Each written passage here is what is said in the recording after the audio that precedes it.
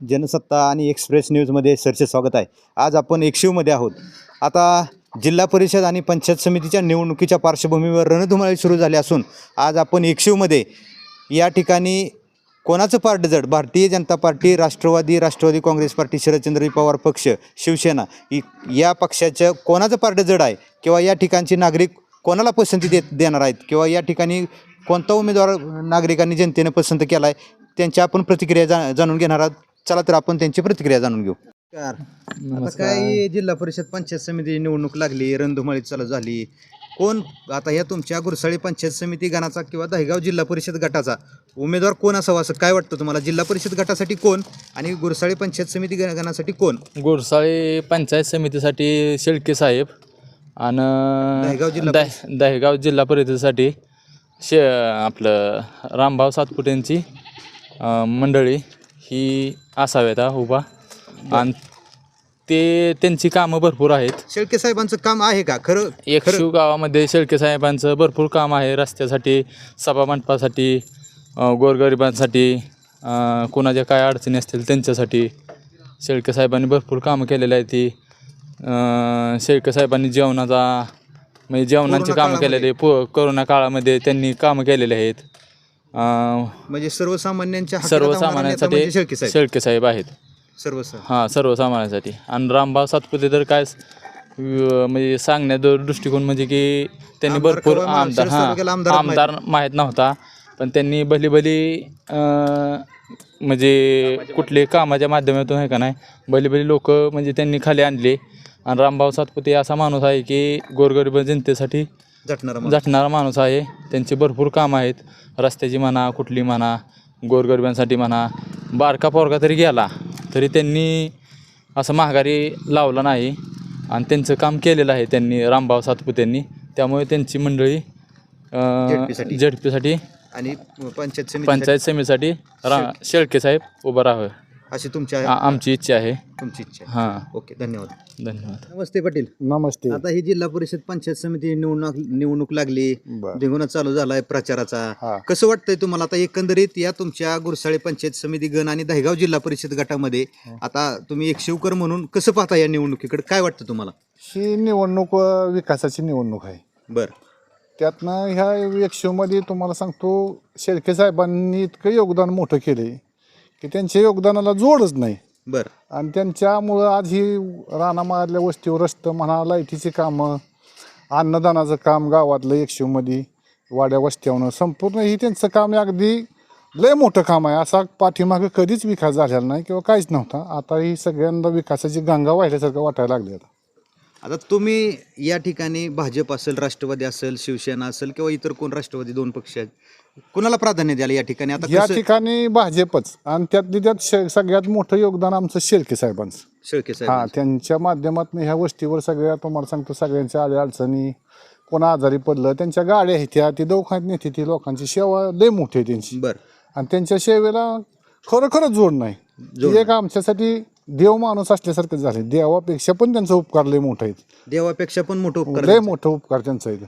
आणि त्यांचा उपकार आम्हाला फेडण्याची एवढीच संधी आहे.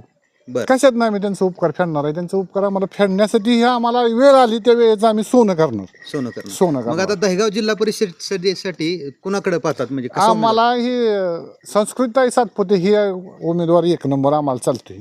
कारण भाऊचं पण इथं लय मोठं काम आहे. भाऊनीच विकास सगळा घडवलेला आहे. आणि भाऊसाठी आम्हाला पण ते का आमच्यासाठी प्रभू रामचंद्रच असल्यासारखं इथं. आणि ही वास्तविक पाहता जीवनातला खरा राम तोच आहे. आम्हाला आमच्यापर्यंत कोणीही आजपर्यंत पोचलेलं नाही किंवा कुठला विकास नव्हता. राम आमच्या इथं आल्यामुळं आमच्यात सुद्धा राममय सगळं वातावरण निर्माण झाले, चैतन्य निर्माण झाले. त्यामुळं आम्हाला संस्कृती सातपुते ही अत्यंत झडपीसाठी महत्त्वाचा उमेदवार आम्हाला ते आहे. आणि त्यांना मतदान केलं म्हणजे आम्हाला एक देवाला मतदान केल्यासारखी किंवा भगवंताला सेवा केल्याचं पुण्य मिळेल आम्हाला. ओके. आतापर्यंत भाजपमध्ये म्हणजे तुम्ही पहिल्यांदाच काम म्हणजे पहिलं कुठल्या पक्षात काम केलं? पहिल्यापासून तुम्ही कोणत्या पक्षामध्ये आम्ही आमच्या आजोबा पंजोबापासून ही सगळी आमचं भाजपच. आमचं एक 100 कुटुंबाचा वाडा आहे मोठा आमचा एक. बरं. ह्या वाड्यातली एकही फुल्याचं आम्ही कुणाला दिलेलं नाही आजपर्यंत आणि आम्ही देत पण नाही. पहिल्यापासून आमच्या आजोबापासून आमचं रेकॉर्ड घ्यायचं आहे. बरं. आम्हाला ओनली बीजेपी. ओनली. ओके धन्यवाद. धन्यवाद. नमस्कार. नमस्कार. कशी चालली ती दारी काय आता काय चाललंय आता ही पाणी आता ही डीपी बसविलाय. बरं दारी बिरी चाललंय काय आता इलेक्शन लागलं इलेक्शन कार्ड बघताय का नाही काय जिल्हा परिषद पंचायत समितीच्या आता जिल्हा परिषदला बघतोय आम्ही आता ते काय आता सातपुते मॅडमच कोण पाहिजे. उमेदवार असावा जिल्हा परिषदेला कोण असावा किंवा पंचायत समितीला कोण उमेदवार असावा. जिल्हा परिषदला रामभाऊ सातपुते साहेबांची मंडळी असावी. बरं पंचायत समितीला शेळके साहेब असल्याशिवाय पर्याय नाही. शेळके साहेब असल्याशिवाय पर्याय नाही. हम्म. म्हणजे काम कसं वाटतं तुम्हाला शेळके साहेब असतील किंवा रामभाऊ सातपुते यांचं काम कसं वाटतं तुम्हाला. या दोघांची कामं अशी आहेत की शेतकऱ्यांच्या म्हणजे पुढं बी मागं बी असं कधी झालं बी नाही आणि काय होणार बी वाटतं नाही. तुम्हाला पुढे बी म्हणजे महागबी नेमकं काय वाटतं. म्हणजे त्यांनी आमच्या वेळेला प्रत्येक ठिकाणी आम्हाला बरं. साथ दिली. साथ दिली. त्याच्यामुळे आम्ही त्या माणसांना विसरू शकत नाही. आता इथं तुमच्या गावामध्ये किंवा तुमच्या वस्तीमध्ये लाईटीची कशी सोय होती पूर्वी. आमच्याकडे सारखी लाईटीची म्हणजे एका 10-10 मिनिटाला आणि 5-5 मिनिटाला सारखा डिपी जळ नाहीतर लाईट जा फ्यूज उड. बरं मग हे कोणाच्या माध्यमातून हे तुमचा प्रश्न सुटला. आम्हाला शेळके साहेब आणि हे रामभाऊ सातपुते साहेबांच्या माध्यमातून आम्हाला हे प्रश्न सुटला. कायमस्वरूपी पण तुमचा कायमस्वरूपी कायमस्वरूपी. डीपीचा प्रश्न सुटला पाण्याचा प्रश्न सुटला हो सगळं अगदी. म्हणजे लाईटीचा प्रश्न सुटला की तुमचं ऑटोमॅटिक हो सगळं सगळं सर्वच चालूच झालं. म्हणजे तुम्ही आता आनंदी आहे. अगदी अगदी आनंद. आनंदी आहे. हा डीपी बसवलेला आहे किती दिवस झाले आता? आता ह्या डीपीचं काम झालंय साधारण किती दिवस झालं 10-15 दिवस झालं हे डीपीचं काम बसवलेलं आहे. रामभाऊ सातपुते यांच्या माध्यमातून झालेला डीपी आणि शेळके साहेब हे असतील यांच्या माध्यमातून झालेला डीपी आहे का. हो आता ही जवळजवळ एक 8-4 दिवस 8-6 दिवस झाले 8-10 दिवस. झालं. म्हणजे कामाच्या जोरावर तुम्ही आता शेळके साहेब आणि वहिनी साहेब म्हणजे जिल्हा परिषदेसाठी वहिनी साहेब यांची तुम्ही मागणी करताय. हो ही ग्रामस्थ मागणी या नात्याने. ग्रामस्थ या नात्याने आम्ही त्यांचीच मागणी करणार. दुसरा आम्हाला इथे चालतच नाही. दुसरा चालतच नाही. आला तरी त्याला आम्ही जुळपू. ठीक आहे ओके धन्यवाद. धन्यवाद. ते आता ही जिल्हा परिषद पंचायत समिती निवडणूक लागली रणधुमाळी चालू आहे तुम्ही आता शेतामध्ये फिरताय कसं वाटतं आता या निवडणुकीकडे कसं वाटतं तुम्हाला. जिल्हा परिषदेसाठी दहेगाव जिल्हा परिषदेसाठी कोण पाहिजे उमेदवार आणि गुरसाळे पंचायत समिती गणासाठी कोण पाहिजे उमेदवार काय वाटतं तुमच्या मनातला उमेदवार. शेळके साहेबांची मंडळी वगैरे चांगलं आहे असं.